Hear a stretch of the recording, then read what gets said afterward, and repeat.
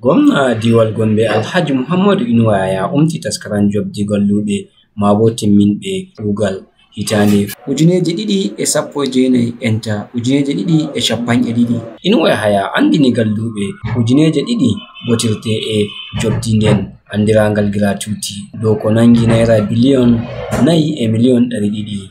Over the past 6 years, we've cleared 13 billion naira out of this with the payment of 4.2 billion. Gwamnajo on wi'ata wakkati o jaɓi ardingol ha hitande 2019. Gwamnati mako roni nyamale jobdi galluɓe gwamnati hukuma famari iga 2012 enta gallunoɓe gwamnati Diwal Gombe iga 2014 ko nangi naira biliyon 21 les ardingol gwamnati saliɗum.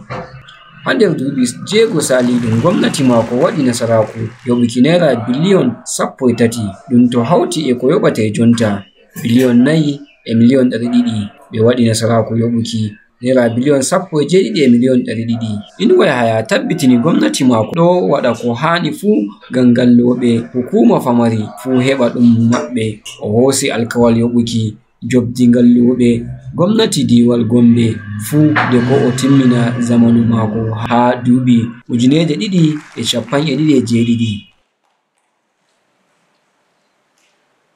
This has taken our outstanding liabilities to 19 billion, as I said, for both the state and local governments.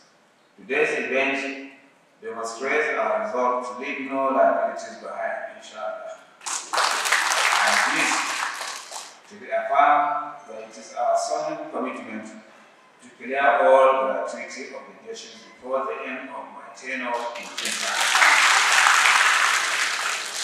Use always all means possible in order to ensure that we clear it so that we don't leave such a burden again to whoever will inherit as a governor of this.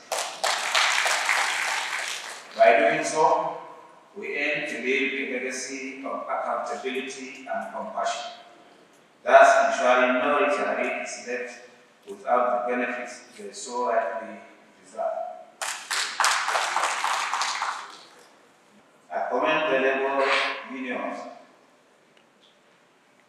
retiree associations, and other stakeholders for their patience, cooperation, and constructive dialogue throughout the process. Your support has been instrumental in guiding our reforms and ensuring the welfare of civil servants remains a top priority for this administration. Jamima Abel Mrs.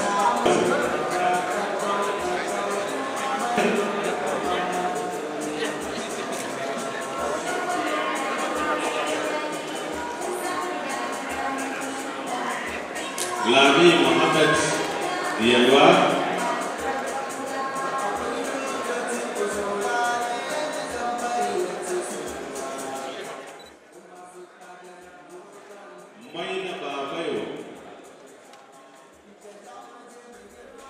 Hamalali galloɓe kilɓe ɓen barista Aliyu Galadima Doho waɗi jawabuwal yettore.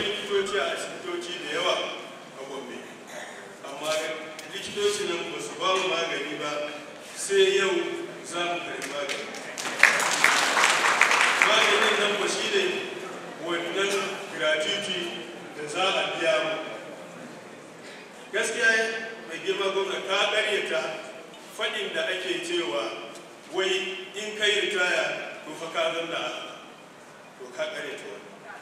Wasu ma suka ce sai dai jikoki ko ƴaƴan su za su amfana da wannan kuɗi. To wallahi mai girma mun gode ka ƙaryata wani. Baya ka ba da kuɗi mai yawa na shekaru daban-daban har zuwa yau. Ka sake gayyatar mu zo mu karbi namu na 2019 da 2020. Ranka dade muna godiya. Hausawa sun ce wai kayi naka kayi na wani to kai ba na wani ba kayi na wani.